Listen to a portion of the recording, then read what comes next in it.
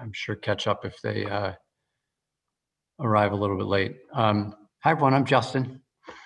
Good to see everyone, and thanks for making the time to join tonight.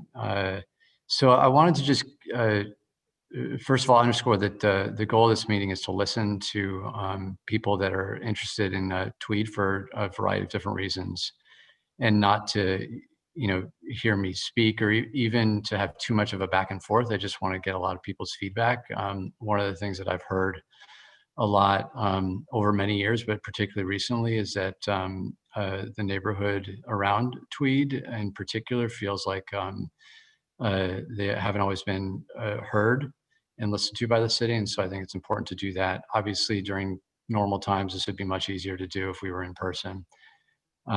But this isn't a perfect world, unfortunately. But the goal is for me to listen to you. I just wanted to go over some kind of general information about the meeting. We put out the notice about the meeting through the management team. We sent out a text message to people in the neighborhood. It did social media posts, and I know it was going around in next door. So I hope that a lot of people were able to be notified about the meeting and have the opportunity to participate. Of course, if people that didn't hear about the meeting, they can always feel free to reach out to me directly at 203-500-2969. Carlos, I think you're going to help take notes with Mike Piscatelli on comments that people make. Looks like you got your hands full there, Carlos, with a funny looking balloon, but we'll do our best. Who doesn't have a glove balloon in their house? And you have an extra hand. You have an extra hand. And obviously, everyone, it has to be everyone to be respectful, both with people's time and not monopolizing the comments for too long, and just listen to other comments people say. And I think the one other thing that I hope, or one of my goals is to see if there's ways that we can address neighborhood issues and the interest in getting more commercial air traffic to Tweed. And so it would be good to have a conversation and, everyone's comments with that in mind. Is there a way to resolve some of these challenges? Because I think at the end, in my sense is that generally there may be some people that are just, had enough of Tweed and want it to go away entirely. Ideally, we could focus on, are there ways that we can all kind of work together to find a solution that works for everyone? And that's the spirit of this conversation. Just a couple updates on Tweed. I've just seen the people on the call. I know a lot of you know this already, but there was the U.S. Supreme Court decision not to take the case earlier this year, and that basically allows Tweed to expand. And I've talked with Sean Scanlon, the director of the airport, and he's quite open to working with us to see if there's ways that we can address a lot of the neighborhood concerns. They're also, as you probably know, are in the midst of a master planning process that explores things like what the appropriate length of the runway is, the size and location of a terminal, the future of the cross runway, and other details like that. There was a meeting, I believe it was in December of 2019, and the airport was interested in having several other meetings this year, which haven't happened yet because of COVID.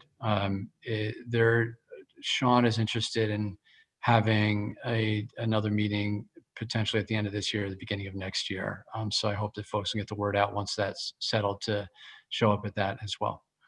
And then one last thing is, I'm hoping with this feedback, I can bring that back and have a conversation with Sean to see if there's more ways that we can address some of these issues. So with that, why don't I just open it up to people's comments? And I think that, Gage, are we going to have people physically raise their hand or use the raise hand button on their Zoom if they can? And we do have a few folks that had indicated they wanted to speak already ahead of the meeting. We've got 4 of those folks, and the first one is Amy Myers. I see she's on the call, so if we'd like to go through those first, and then we can use the raise hand function after these questions are done. That sounds great.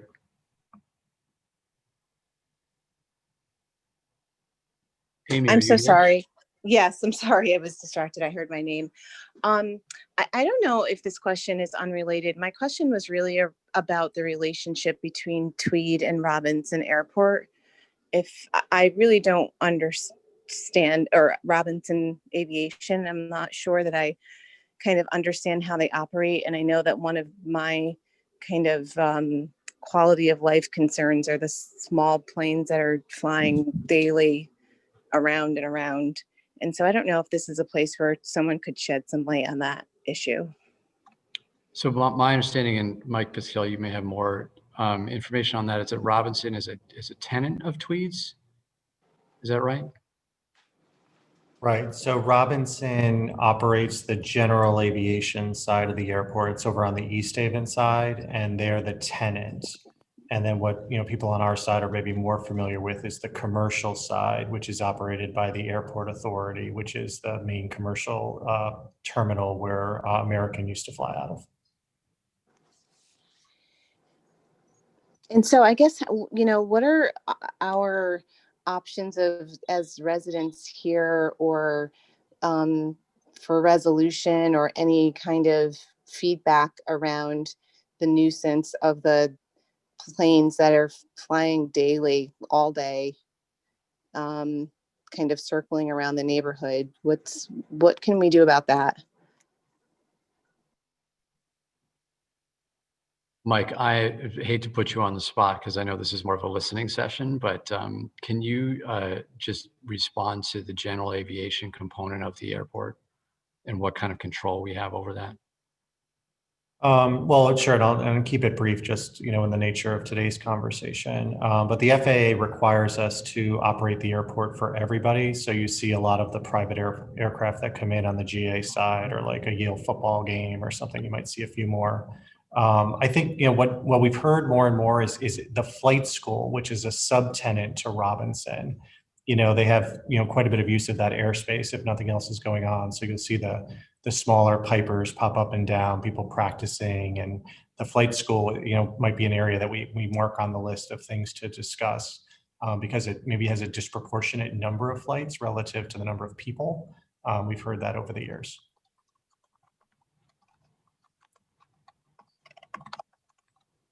So, Amy, just to your point, I'll make a note of this, that clearly, and I think I've heard this from a lot of people, that these smaller airplanes are very, very noisy, and the frequency of the flights is something that is frustrating to some of the neighborhood. Thank you. Yeah. Who's next, Gage? We've got Claudia Bosch next. And also, if you make a comment and then later on in the meeting you want to make another comment. Yeah, I saw that. Jules, it's not like you missed your opportunity. We're never going to let people talk again. So, Jules, Claudia. I caught your hand that was up earlier, so I have you after the people that wanted to speak as well. So I'm keeping in mind of that too. All right, I want to look at the economics. It's kind of reiterated over and over and over. And you, Mayor, even said we have an interest of getting more air traffic to Tweed.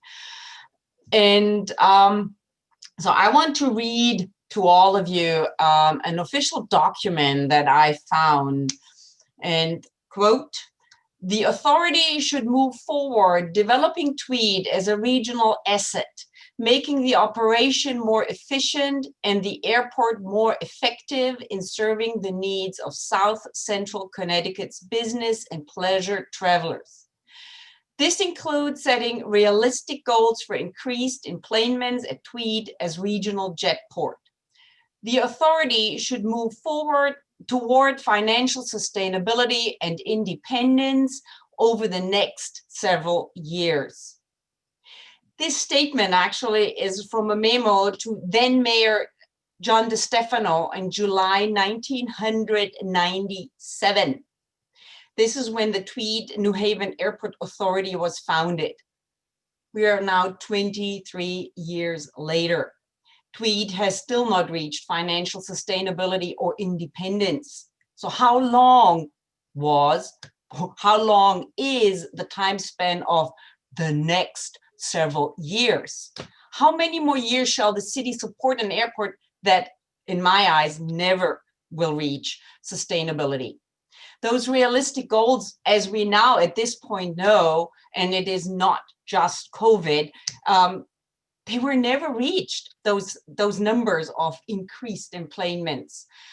Why? New Haven is not an underserved market. This is reiterated over and over and over. Travelers are price sensitive and willing to drive the 50 minutes to Bradley, just one of the many airports here in the region. And we need to take, in my eyes, a hard and realistic look at Tweed. Since 23 years, it is supposed to grow. We are made to believe that the next airline is just around the corner. It takes, and then it is like, oh, we just need to pave the safety zones. Now, oh, it's just taking a longer runway. And yes, we lost American Airlines, but we are in communication with the other airline. It's just around the corner. It's just coming. It's soon. We'll get there. This is the story since 23 years. I'm wondering, are we going to wait another 23 years, or not wait, but pump the city's money into the airport for another 23 years, which the surrounding communities all sing the song, we need it. The business folks, we need it. Yale, we need it. So why is it only us? Why is it only New Haven that ponies up for 23 years? We're in this process. Do we do this for another 23 years, then another 23 years? Is there never an end in sight that we say, okay, it's enough? And those of you who want the airport, start paying. And I'm asking this because for me, this is about also the city's budget. And we have trouble with our budget, yet we support the airport year after year after year. I think it's enough. That's my comment. Oh, sorry, I clicked the screen off. I hear you on not wanting the city to fund the airport, and also not wanting to string this along for another 23 years. I hear you very much on both of those points. Thanks, Claudia. Who's next, Gage? Next, we've got Rachel Harima. Sorry if I read that wrong. Hey, That's Rachel. all right. Good evening, Mr. Mayor and everyone. Thanks for holding this. I really appreciate it. Mm-hmm. So my concerns are that, well, they're numerous. And I did send you an email, Mayor Elliker, a little while ago. It's 8 pages long, which really details a lot of the health concerns that the neighbors have. My concerns are tonight are about some of the decision-making tools that are being used. So for example, there was a sound study that was done, but it was done based on computer modeling, not based on actual noise monitors. And there are, real weird kind of gerrymandered gaps in terms of the houses that were selected for noise reduction. And some of the programmatic measures that were also supposed to be involved in the response to a sound study, such as continuous noise monitoring and pilot awareness programs in terms of where they fly and where they don't fly and how low they fly and things like that. None of that has been implemented. The other significant issue is the traffic study has not been updated in a while. And some of the old traffic study issues have stated that mass transit will be used to bring folks in and out of the airport. But modern travelers are really using Uber, and Lyft and things like that. And so some of that has not been updated. And finally, well, not finally, I have 2 more. The city's climate sustainability framework doesn't include any information on Tweed New Haven Airport in terms of carbon emissions, either baseline data or projections in the future. Lastly, sea level rise predictions have been updated.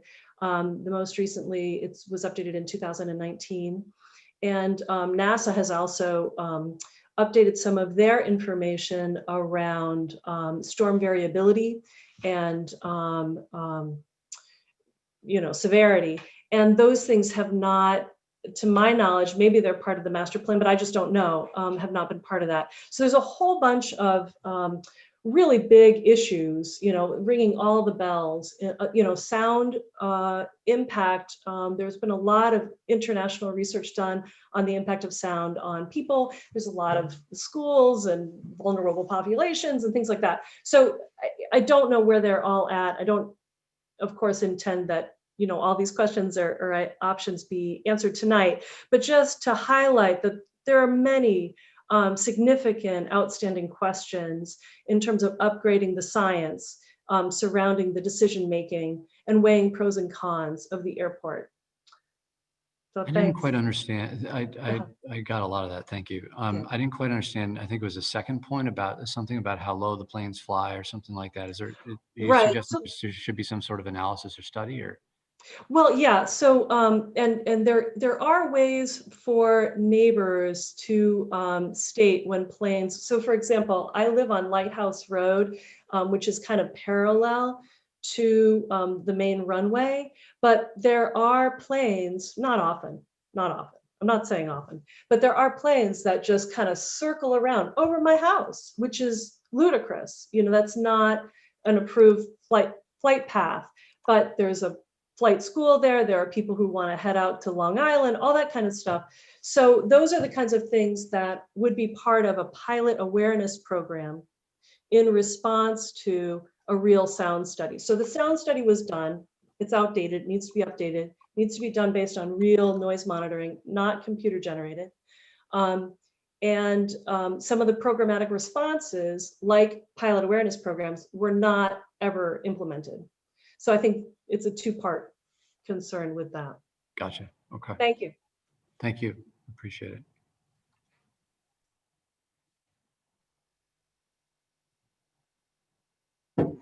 Next, we've got Matt Loader.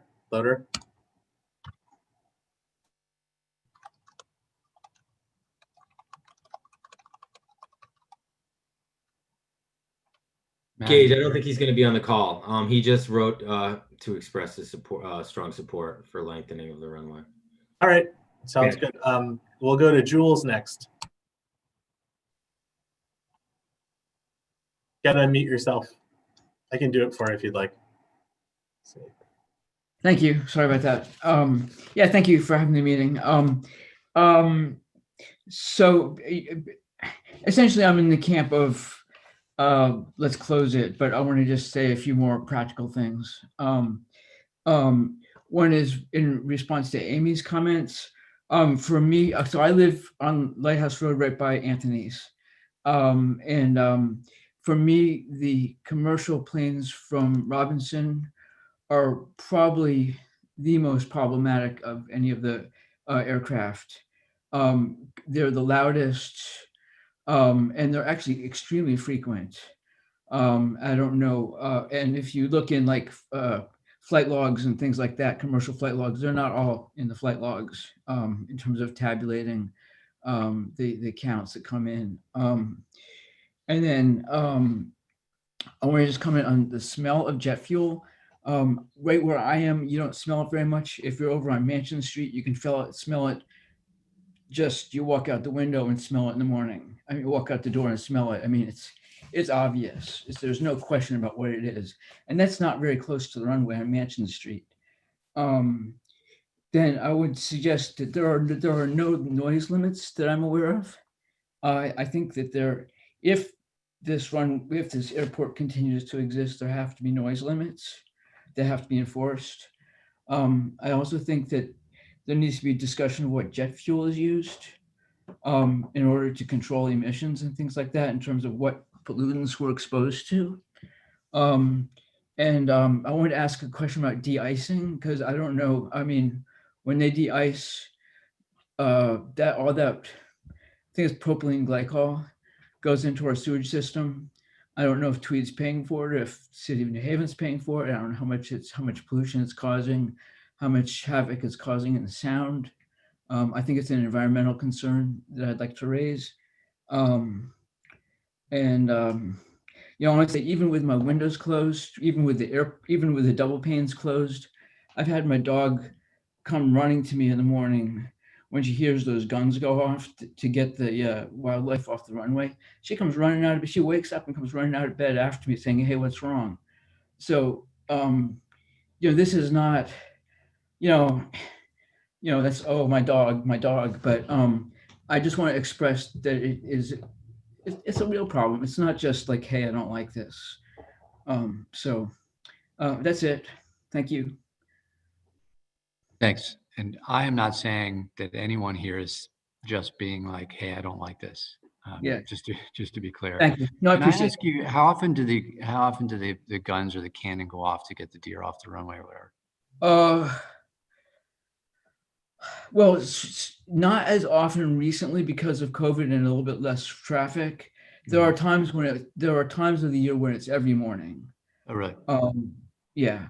It has not been every morning for the past. I have not noticed it every morning for the past 2 months. You know, over the past 2 months, it's been more rare, but before that, I would say it was every morning. Gotcha. Okay. Thanks, Jules. Yep. Who's next, Gage? Next, we've got Gail. Hey, thank you very much. So I've lived in New Haven twice in my life, and this last stretch has been for 15 years. So I'm not a fan of the airport. I live on Raynham Hill, which is on top of the hill right off of Townsend Avenue. When I bought my house 15 years ago, you know, now my house is worth $100,000 less than it was when I purchased it. I'm concerned that if there's an uptick in traffic, that's going to drive down property values in the area. So that's one concern that I have. I was also going to mention the jet fuels that Jewel also mentioned. So that there's been an uptick in that over time, when there's times when I have to just shut all my windows because of the jet fuel smell that comes in, and it I even smell it up, you know, so up on the hill here.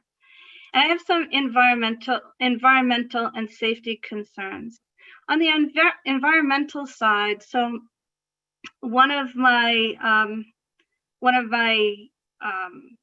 like passions is citizen science, and I've been working with UConn on the Connecticut Breeding Bird Atlas.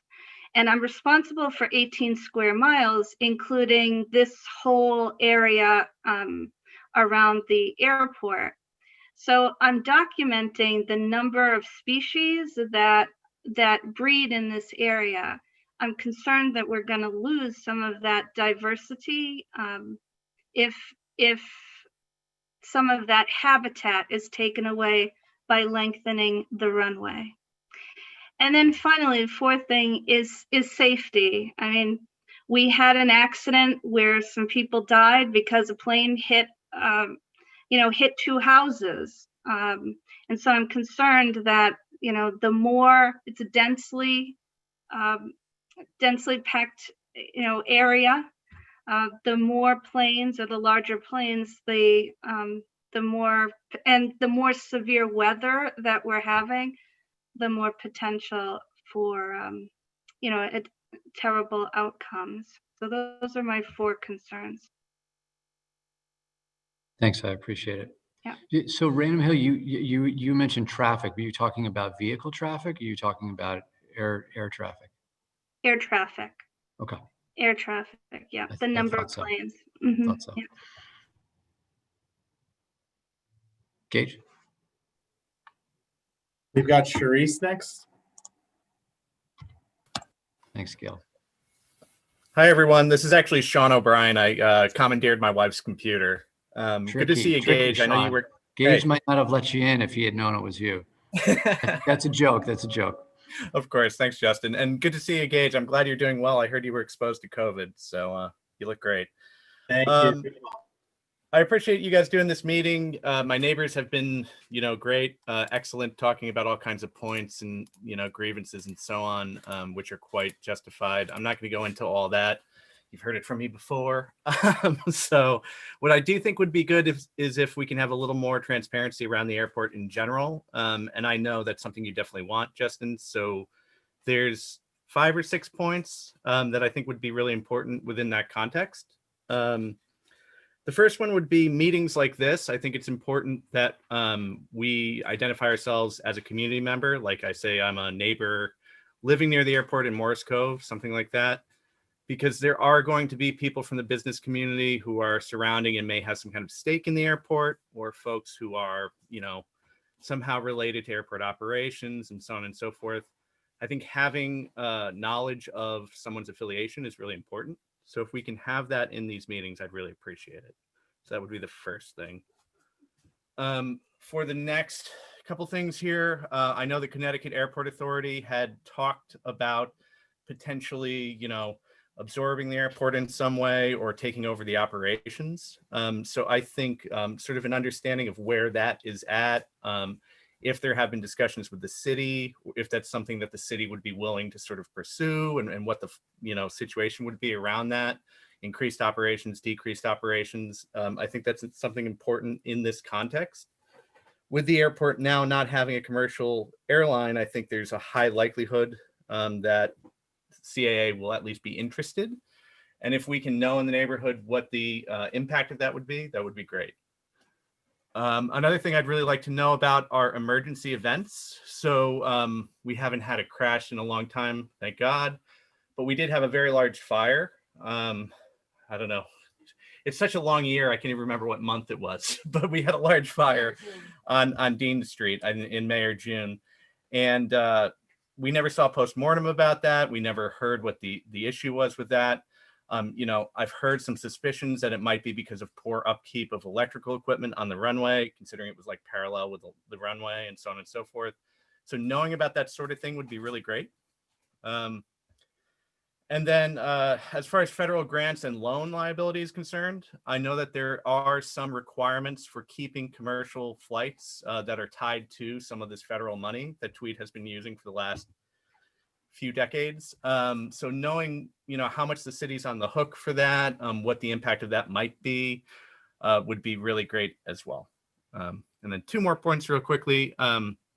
As far as commercial aviation operations go and general aviation tied to it, if we can have, again, some transparency about the operations beyond, just board meetings that Tweed is doing right now, probably over Zoom, that would be great.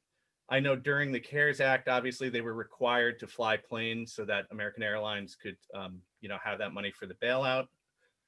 I just am worried that in the absence of any oversight, and because the court case allows the airport to basically do as they please, right? That there may be steps taken that waste New Haven money, basically. Either on commercial projects, like, something that's not necessary right now because there is no airline there, or also on something that might help the Robinson side, right? And so therefore they're basically subsidizing a tenant on taxpayer money. So that's the kind of thing I think we should have a little more transparency about. And then the last thing, which I think is kind of the elephant in the room, Tweed has been working on the master plan for the last year. And that costs money, obviously. That's going to keep costing money because there's all kinds of assessments that come after that, as I'm sure you know, with the environmental assessments and so on.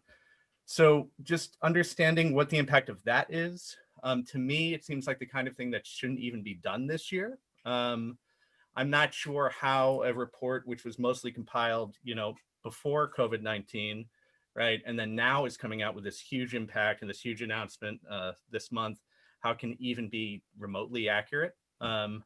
So I think that's something I'd like to see a bit of a wait and see attitude around. And I know that there's some requirement there again for federal grant money. So understanding how all these factors sort of interplay as a community member would be really good. Thank you. Thanks, Sean. I didn't quite understand. Can you be more specific on how the airport could be more transparent? You gave some examples of what the airport could potentially do, but are there, like, other than, noticing board meetings and things like that, is it like a monthly update, or what are things that are specific actions that you could see the airport taking to be more open and transparent? Sure. Well, I think a start might be actually giving, an update at the ESMT, at the management team meetings. That would be helpful. In the past, we've only seen the airport come when it was sort of a pitch to expand, rather than acting like a friendly neighbor and sort of giving us that information we'd like to have, and sort of having a question and answer like this. So maybe meetings like this, in conjunction with the city, or potentially on their own, that are just sort of community meetings, like real community meetings, right? Would be really nice. But also they could just give an update, right? Because a lot of these questions, these are the kinds of things that sort of linger in the head of someone like me. And then I start worrying. I say, well, where's this money going? What's going on? Without an airline there, it seems to me that the upkeep must be very expensive. And understanding what that interplay is going to be, even if the money's not coming directly from the city right now, if they're, for example, getting new federal funds that the city may be on the hook for if the airport closes, that's something we should at least know about. So yeah, Sean Scanlon has been pretty good, saying he wants to be transparent and so on and so forth. And, I want to believe him. So that would be a good step. Another thing is a few of us as neighbors, we joined a call a little over, I think it's 2 months ago now, that was about environmental issues. It was specifically about some of the runoff from things like defrosting materials and things like that. And we spoke to some people at Deep and so on. And Sean had said, okay, well, we're going to do updates on the website to, give you some transparency about what we use, how often we're doing these things, and so on. So I think Sean also said that he would be willing to have sort of an area on the website that actually has reports beyond just, minutes from a board meeting, right? Something that actually says, okay, here's what we're doing. Here's what we're planning to do this month. Here are the materials we're using. The kinds of things that, one of the previous people was asking about environmental issues, I think are pretty important too. So. Right. Okay. Thanks, Sean. That's helpful. Yep, thank you. Next, we have Katha and John Cox.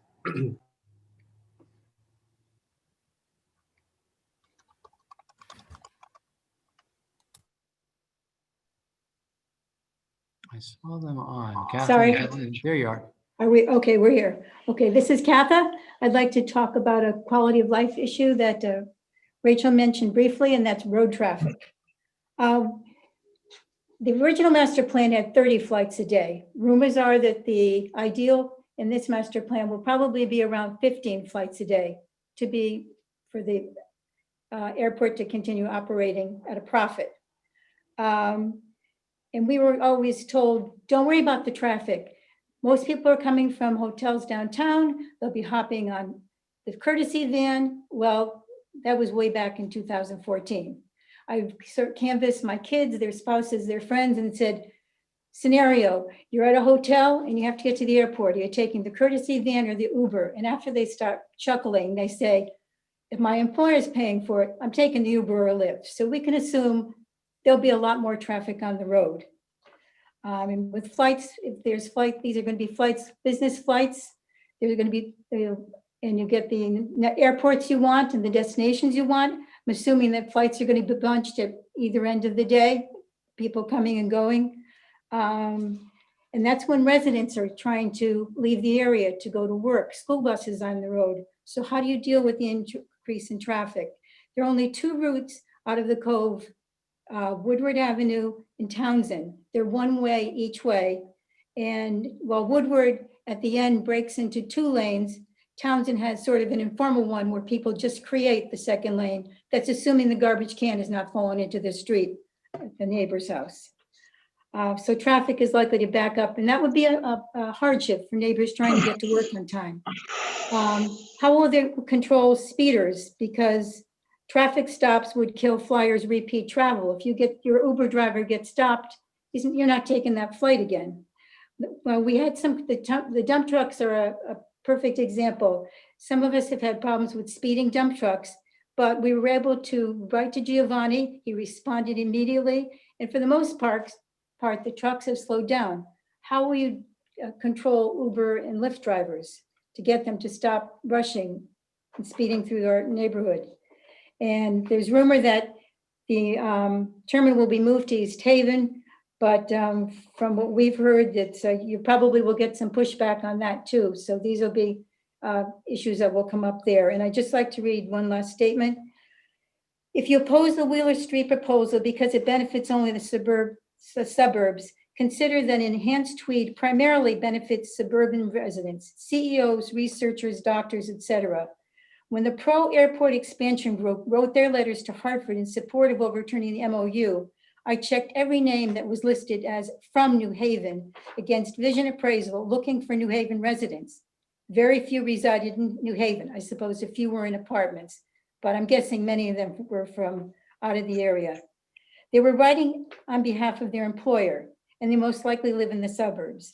If Tweed does expand, Yale New Haven Hospital and corporations will put easy access to the local airport on their promotional literature, and New Haven taxpayers will pay for this expensive perk for many years to come, because this will not be free. Thank you. I just want to finally close with a few comments myself. This is John. Hey, John. Claudia did a really good job of talking about the business implications of this, but just a couple of facts. One is that we're paying $300,000 a year for essentially a subsidy of the people who use the airport, which are primarily Yale Hospital and out of New Haven business people. And at a time when we're running a $13 million deficit, we, I think, have to be really careful about what we do subsidize. And I'm not sure that those people are the most deserving of subsidy tax dollars. And just a couple of thoughts on the master plan. One, I think it's important in light of what we're seeing now and the prospective economic impacts of COVID, that we come up with realistic economic assumptions about the future. In other words, what realistically can we expect in New Haven for air traffic going forward? And secondly, I think we need to think about the environmental impacts. Climate change is going to increase the water levels, and given the airport site, which is very low elevation, I think you want to be really careful about making any long-term investments with time horizons out beyond that which NOAA and other government agencies are suggesting the airport site will be in jeopardy. It's basically a wetland, and we need that wetland for the future. We can't afford to compromise it now. Thank you. Thanks, John and Katha. And just to note, this is a little bit of an aside, but the speeding is an issue even beyond Tweed. We're working to try to encourage the state to put in some, and this is more of a longer term thing, but traffic calming infrastructure along Townsend in particular, which has been a major problem because that's a state road and we don't have the kind of authorities. Woodward's a different situation. And Katha, I love how you say that there's only two ways out of the cove. I love your commitment to New Haven, but you can escape through East Haven if you need to as well. But points well taken, thank you. Who's next? Next is Susan Goodshall. Hey, Susan, how are you? Hi, good evening, Mayor and others. I also live on Raynham Hill, and I actually find the airport a thrilling part of living here. I love it that people are coming and going from the city, from an airport so close to me. I worked for the airport for a number of years, full disclosure. I actually worked for the chamber and the airport. And my comments are positive. I think that easy access to local airports is a wonderful tagline. That's how we grow. That's how New Haven attracts new businesses and keeps undergraduates and graduates here that might otherwise leave town. I know from working at the chamber that there's lots of companies that complain bitterly that they can't get their suppliers or vendors or board members or investors in and out in one day, that it's a 2 or 3 day trip to get their people in to see their business. there's far more companies in New Haven than just Yale and Yale New Haven. And they need access. They need others to be able to come and go in the same day. And that's an airport. The last thing I would say is that, of course, it's hard. Anything worth doing is hard. It's been hard for all the years that the city's been supporting the airport. Even before there was an airport authority, there was an airport commission. But it's essential. It's a part of 21st century life. It's important to be sophisticated and not provincial. And I'm willing to help in any way I can. Thank you. Thanks, Susan, for your comments. Gage? Next, we have Devin or David Tichy. So you changed your name. Close enough. It's Devin. I'm here. I'm one of the editors with the group Tweed Facts, kind of publishing pro airport information and facts regarding the airport. I'm also a corporate pilot that's based at New Haven, and you know, I don't want to speak too much because I think Mayor Eliker's whole point here is trying to reach a consensus with the neighbors and those who are concerned about the noise, and I can appreciate that. But to the points of economic development, you know, it's not about providing the airport as a subsidy to these companies who are using it. It's, as Susan had said, that's the way that, you know, having this tagline of, hey, Yale has great access to an airport, our business can have meetings here where you can be in and out in the same day from DC, from Chicago, from wherever corporate headquarters may be located outside of Connecticut, but they're doing major business in here. And that's not necessarily something that the city is subsidizing with taxpayer money, essentially. If you can allow business to grow in New Haven, that's reducing that's increasing the tax base from business. That's potentially reducing the tax base from residents. I think a lot of the issues that are being discussed tonight, it's interesting. This is my point of view as a pilot, as someone who's worked at the airport, you know, and grown up around the Tweed Airport my whole life. The runway issue, the profitability issue is brought up all too often. And Claudia, you brought up, you know, it's been 23 years since that memo from the Tweed Airport Authority being established. And that's true. And that was when United left. Tweed was at a very low point. We had probably 3 flights a day to Philly on 19-seat airplanes. And it's been up and down since then. And there hasn't been a major success until before COVID, where we really were trending in a great direction. And enplanements were going up. The product was getting better. The aircraft were getting quieter. And it really shows that without COVID, we can continue in that direction. But the major player that has always been here in those 23 years is the runway. And without a longer runway, New Haven has a subpar runway for commercial service. You know, yes, we can have the E-175, we can have regional jets, how we have them, but a short runway is a risk for pilots, for airlines. Airlines look at that as a liability. And to keep the airport to best serve New Haven, we need that runway. And it's a longer issue than 23 years. This has been going back to the late 1960s when the runway was first extended to 5,600 feet. And there were legal challenges, and airlines with jets came and left. Eastern came, Eastern left when they shortened the runway. It's been going on for decades and decades and decades, the runway issue. So,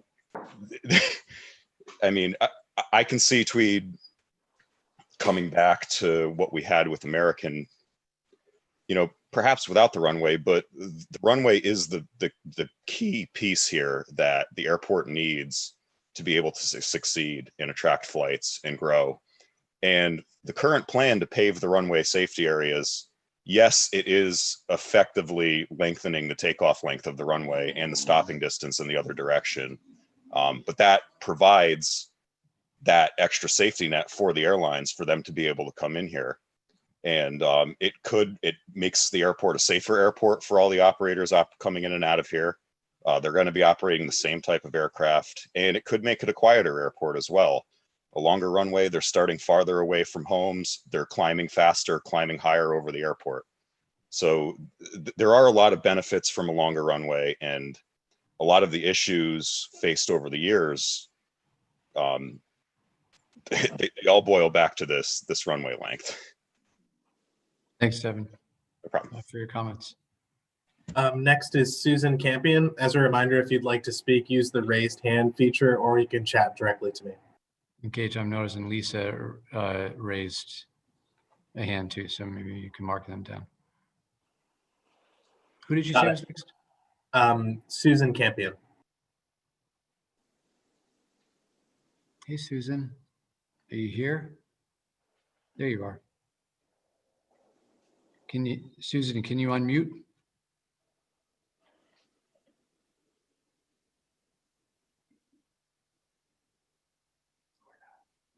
Susan, maybe we'll come back to you.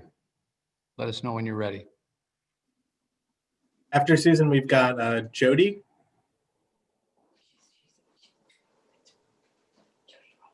Hi, everybody. I'm sorry. I live in the Cove area. Good evening, everyone.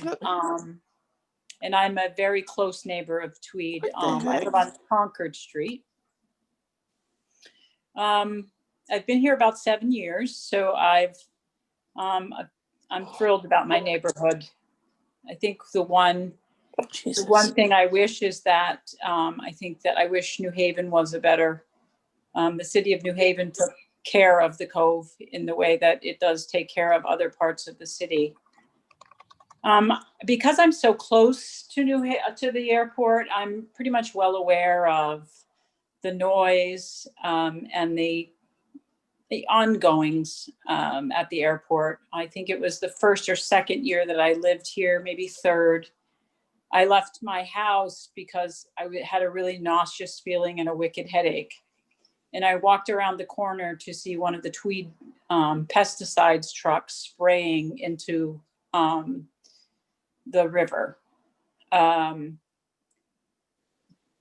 My pregnant neighbor was here. She was sickened. We were both very sick. I did take pictures. I haven't heard from DEP yet about what the consequence for that is, but I certainly am extremely concerned as I've watched Tweed not be a steward with my own eyes on a regular basis with respect to pesticides, with respect to what I think was an actual burn this spring, a choice to burn along the fence instead of take care of the growth the way that they're allowed to take care of it. It was very interesting to watch the fire department just sort of monitor it.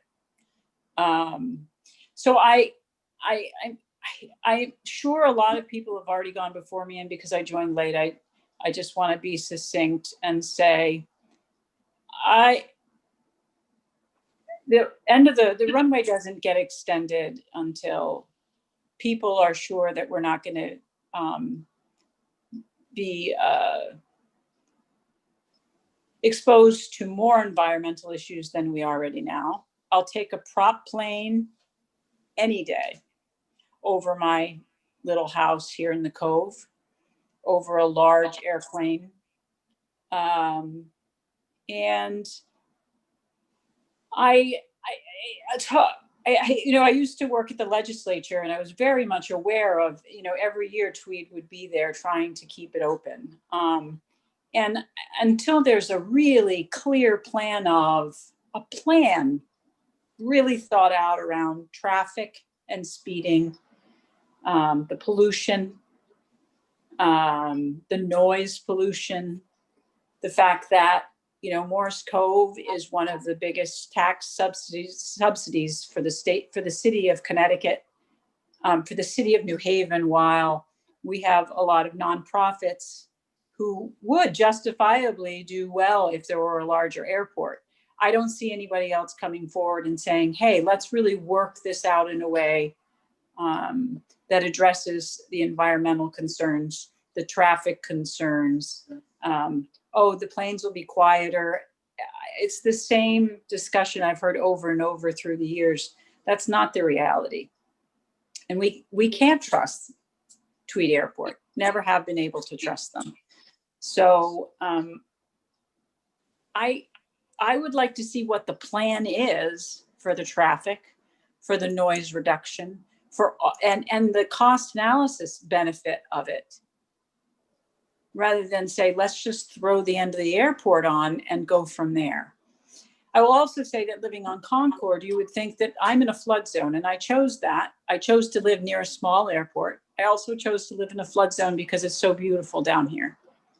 I'm going to get flooded, and when I get flooded, and I pay a pretty good price for flood insurance, I'm going to get flooded by Tweed. And the reason I'm going to get flooded is it's wetlands where they've taken, a lot of the wetlands down by poisoning them, by asphalt. I don't see in this plan that anyone is saying, hey, how do we deal with keeping the neighborhood if we're going to do this? Maybe the neighborhood would like to not be in a flood zone. So I'm kind of talking all over here because I missed what everybody else said, and I hope I'm not regurgitating much of the same material, but show me the plan first. I've got speeders on Concord. I've got Connecticut Transit flying down a very residential street where there's pedestrians and dogs, and we're going to back up the traffic all the way to Townsend. That's already dangerous. We've got no support down here as it is. And so, no, I don't. Show me the money first. Show me that you're going to take care of the environmental concerns, the traffic concerns, the flooding concerns, all of those before you say, hey, let's extend the runway and see how it goes. I'm just not a fan of it. And until other people are willing to help stabilize the economy of the city of New Haven instead of the taxpayers, the nonprofits step up. Maybe you'll make friends in the neighborhood and friends with the people who actually subsidize the city of New Haven by actually stepping up. And maybe we'd be more willing to listen to what you have planned. We've got, an environmental school at Yale. Hey, step up. Let's show me what you're going to do about saving this lovely neighborhood so that everyone can benefit. And I don't hear that. I hear just extend the airport and we'll see how it goes. Thank you. Thanks, Jody. I just had one quick question. When did the pesticide truck, how long ago was that? It was probably about 5 years ago. I did file a Freedom of Information Act on it just before COVID because they were reticent to tell me what the punishment was or how they were going to clean it up or make the greens over there sturdier after they killed them. If you walk along the fence line on Dean, you'll notice that there's a 3-foot depth dead zone, just mud along the fence. And that happened, I would say, maybe like 5 years ago, I think. I'm not good about timeline. Where they spread hand. Rachel posted something in the chat that is somewhat informative about that. So yeah, so there's still, the grass does not grow there, and it was right up against the creek. Gotcha. So that's if you don't mind my interrupting. I do have something on that. It happened in 2018, and I can forward that to you, Mr. Mayor. Yeah. Actually, if it happened the actual event that I witnessed happened earlier than 2018. Okay. It was pesticides. Forward it along, Rachel, as well. Okay. It was herbicides sprayed directly into the fence and into the creek, but Deep has been reticent to actually let that report go. So I filed a FOIA, but it fell just before COVID. So I'm sure that, I'm not going to get that for a while. Thanks, Jody. Susan, I heard that you tried to chime in again, but then Jody had already started speaking. Susan Campion, are you able to unmute? You want to give it another go? Susan's actually next. She chatted at me, so I'll try and unmute her now. Can you hear me now? Yes. Thank you, Mr. Gage. Happy you're well. As always, our residents gave evidence rather than just sort of amorphous comments. My comment, because this is a listening session, is informed by listening to comments over 23 years. So I would begin with a very interesting article we came across in 2014 that was from the New York Times, and it was directly attributed to MIT's School of Aeronautics or Airlines, I'm not sure. The main point is that the reporter said very clearly, regional airports in the course of 3 to 5 years will become ghosts because of the change and emerging stressors on operating regional airports. And close the article by saying municipalities, towns, collective counties, think about using your money in a more assured way. But my point and my comment is we are all in this together with COVID. And for me, it is the big unknown. So my comment is have the folks that are planning, the mayor's administration, whomever, taken into consideration with all the changes that business operations and corporations have really had to make to survive, working out of home, canceling business conferences, gives a sense that before any concrete plan can justifiably be defended, we have to think about what will be new emerging paradigms of how our businesses, small, large, multi-international corporations, will be conducting them. And in terms of transportation, what will the needs of the business community post-COVID be in terms of airline usage?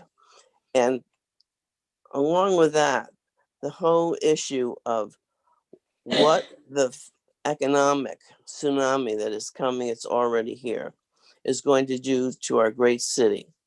Morris Cove is one part of this glorious city. And we know that all our neighbors and friends across the city have needs for their neighbors. So again, I think that it really needs creative, innovative, and almost forecasting into the future about how realistic an airport that is situated in a wetland, who for 23 years really didn't make it happen, is going to suddenly emerge as a viable transportation system.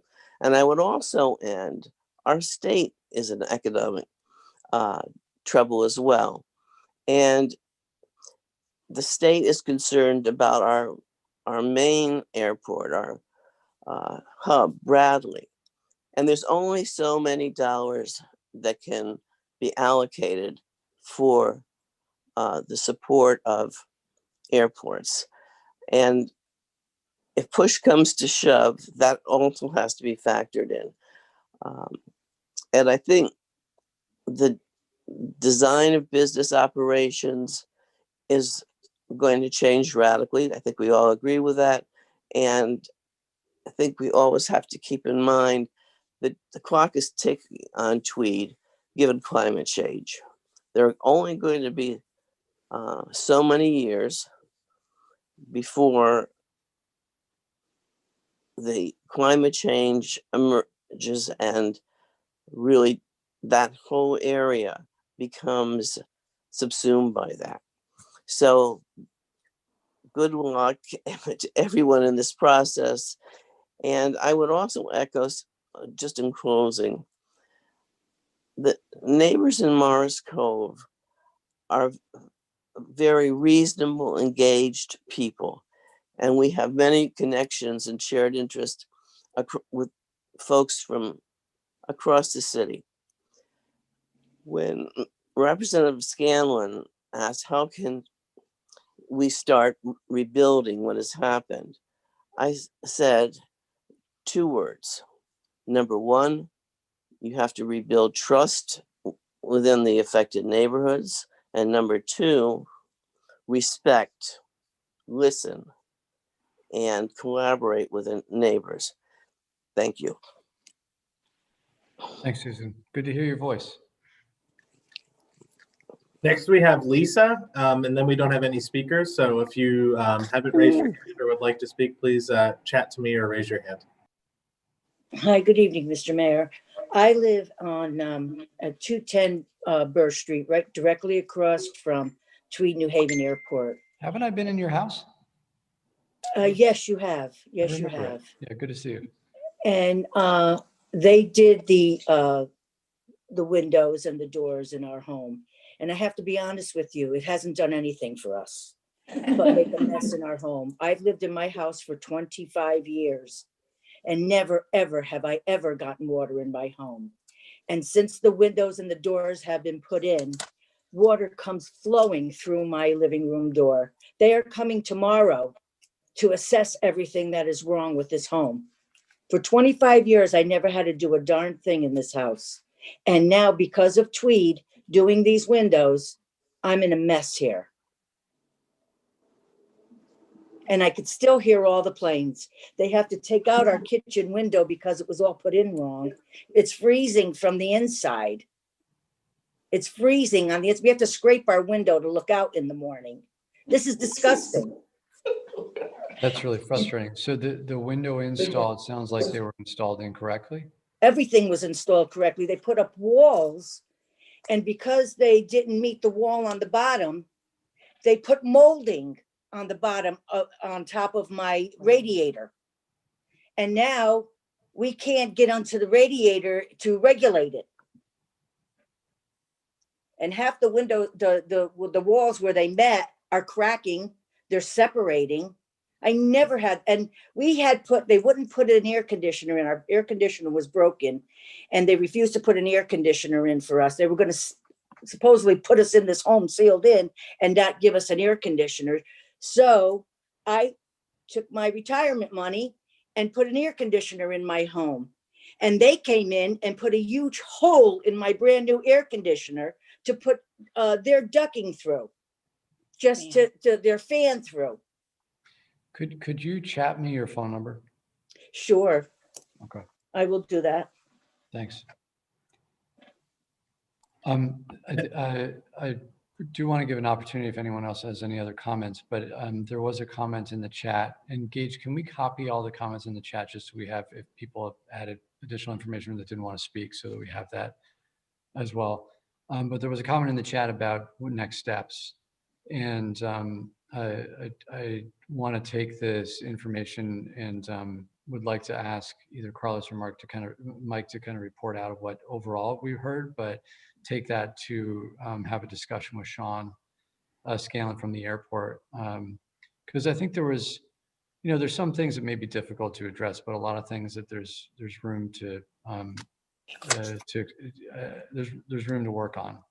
And then once I discuss with Sean, we can figure out a way to regroup, whether that's in that master planning meeting or at a separate meeting, but to report back out to you all some of the conversation that Sean and I have, if we're able to work on some of those issues.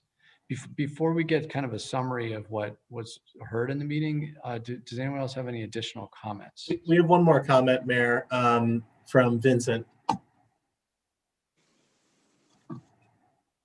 Mr. Mayor. Hey, Vincent, you look like you're lounging. I'm just taking all this in. I have followed Tweed New Haven for 53 years, served on the Airport Commission in the early 1990s. Obviously, this is nothing new.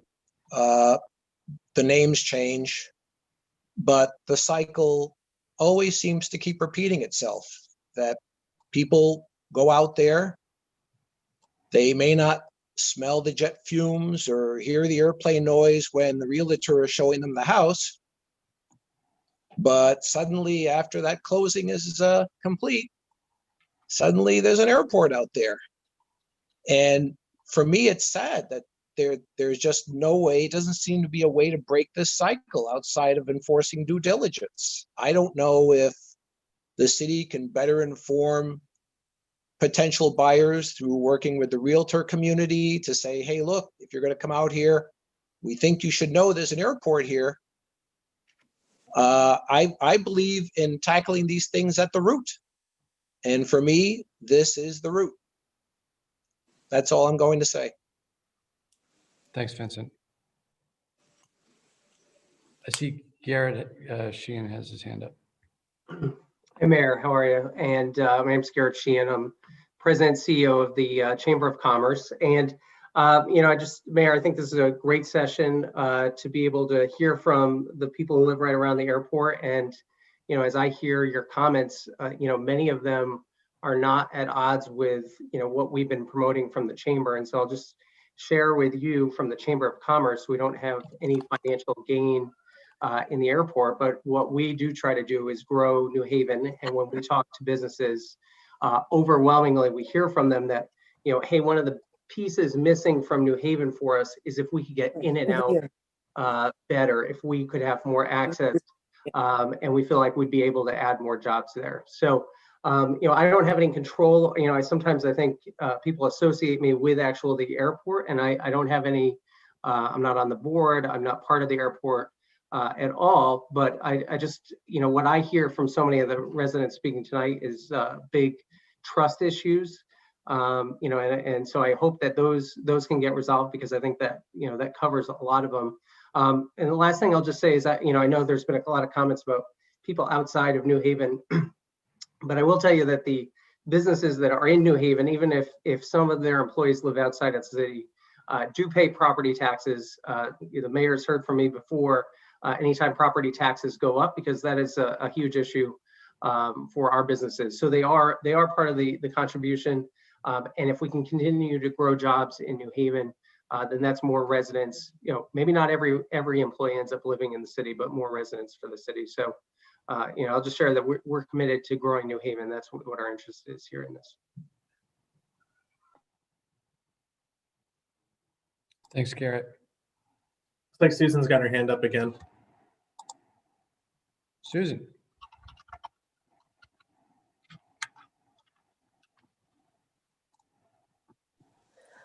Excuse me, I have a Siamese cat on one of my feet. So embarrassing, but life goes on. I have known. I have a thought that the leader of the Chamber of Commerce has very thoughtfully presented. I think trust and respect could be well served if the leadership of Tweed would, in concert with Mayor Elicker and his administration, because I just aside, in 2018, at a so-called community benefits meeting, it was an outrageous experience for the lack of evidence, concrete facts, and really disregard at what it means to each and every taxpayer about the value of the dollar. There was no cost analysis about the roadway. But anyway, my point is that I think if a spreadsheet or a simple fiscal analysis that all residents could see would move the process forward. Everything has sort of changed with COVID. So, and then of course, American Airlines. So I think there would be three comments or points that would be very helpful.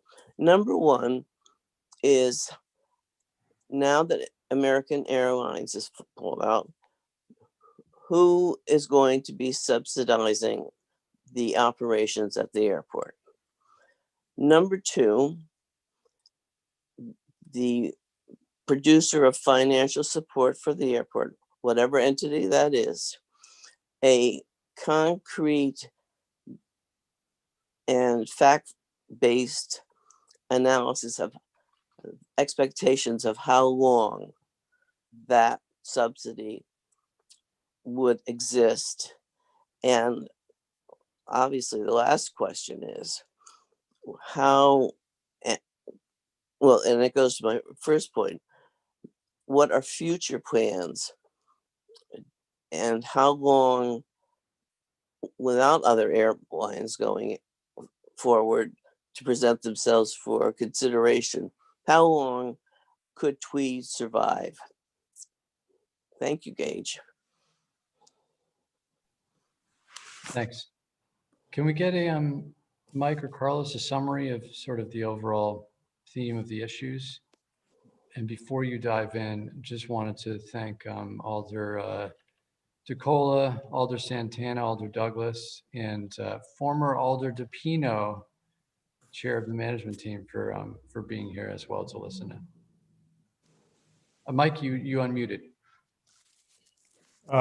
Sure. So I've got a long list of notes and I just put some highlights over key points, and maybe the people or the mayor, you can just kind of improve, or, you know, we're going to go line by line here, but just tried to capture, you know, the long list, because a lot of these comments are extremely thoughtful and some require, you know, some immediate follow-up, particularly on the house issue, which is a, you know, significant concern. But I highlighted things like general aviation, kind of issues related to both the commercial and the private side. That was an early comment. Financial sustainability has come up a number of times tonight. You know, it's been a long road here without having credible commercial service, and every year the airport's at the Board of Alders or up the state trying to balance its budget. The point about decision-making tools, either in the master plan or elsewhere, just to have, you know, facts based on the most current and readily available tools that we could use. So maybe not use modeling, but use actual noise meters. It's one of the examples that Rachel had given. Any number of environmental concerns that were raised tonight, you know, whether it be the regulated activities like the jet fuel or the pesticides, how we manage the glycol and the wildlife program at the airport. Property values comment was interesting, you know, and this is another one where we should have good facts to sort of run scans of, you know, how property values have changed in the neighborhood. Maybe layer that against, you know, what service has been up at the airport as well. I think this is not just Raynham, but just generally in and around the area.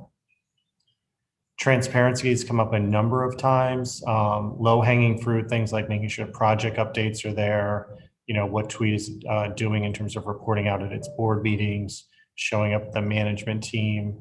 I think some of the things we'll do, you know, some quick follow-up on, make sure that we're comprehensive in reviewing this stuff. That fire on Dean Street, I remember it over the summer. I'm not so sure I heard anything on the debrief either. I already texted Rick Fontana to get more information on that, Mike. It's hard enough for me to type the notes. I don't know how you were able to text and at the same time, but I got most of them here. Traffic and real economic estimates. You know, I think we've got some facts on what the subsidy has been over the years. I don't know if we've ever related that to the actual commercial activity. Certainly traffic at different times of day was an important comment that was made. A lot of comments about, you know, what COVID means coming forward, right? Will hospitality come back? Does travel come back? Making sure that it's calibrated appropriately on the master plan. Some comments on the benefits of the airport, comments on the runway, you know, whether or not it works in terms of safety and for commercial service. Stewardship is very important. This has come up a number of times tonight. Long haul and short haul on what, you know, sea level rise means to the airport. This issue of the pesticides is worth following up on, understanding this piece here. There's certainly a number of wildlife management and other, sort of vegetation management plans that Tweed needs to file. So it's worth having a deeper dive on this to make sure there's proper transparency and accuracy on what's being done at the airport every day. Forecasting the subsidy, rebuilding trust. This is a big concern about the construction work. Follow up on that. Proper due diligence, tackling the issues at the root. I think that was a key point here. This is an important conversation, a meaningful one with neighbors. So following up on it and tackling the entirety of the issue. Chamber's comments about growth, community benefits, ways to maybe approach that conversation a little bit differently this time around. Mayor Carlos, or maybe even some of the folks that made these comments, if they want to raise their hand, just make sure we've got it reasonably accurate here, so we've got a good comprehensive set of notes. I think Gage and I got similar, pretty similar notes. We not as detailed maybe, but yes. Yeah, Mike, impressive there. I just wanted to be noted that Tweed is coming in tomorrow morning at 8 a.m. to take a look around the house to see what needs to be done and how it needs to be done. So I wanted that to be noted also. Okay. Let me know. Whether they're going to do it all, I don't know, but that's their plan. I sent you my cell, but I'll text it again just to make sure, but let me know how that goes. Okay, I will. Thank you. That sounds really frustrating. I want to make a little comment about the property value. The challenge is you cannot just make a study, since if you would look currently, the Cove is a hot market. Thanks to COVID, thanks to New York. That's what's currently happening here. The houses are flying off the shelves with prices where you're just like, what's happening here? But the question that you would have to ask is, how much more could people get if there wouldn't be an airport, or if the impact wouldn't be as it is? And we purchased, so we used to live on 8 Townsend. That's right, that's really, you can see this, the runway. And we moved to Lighthouse Point Park entrance. That's where we are currently. So we are still in the Cove.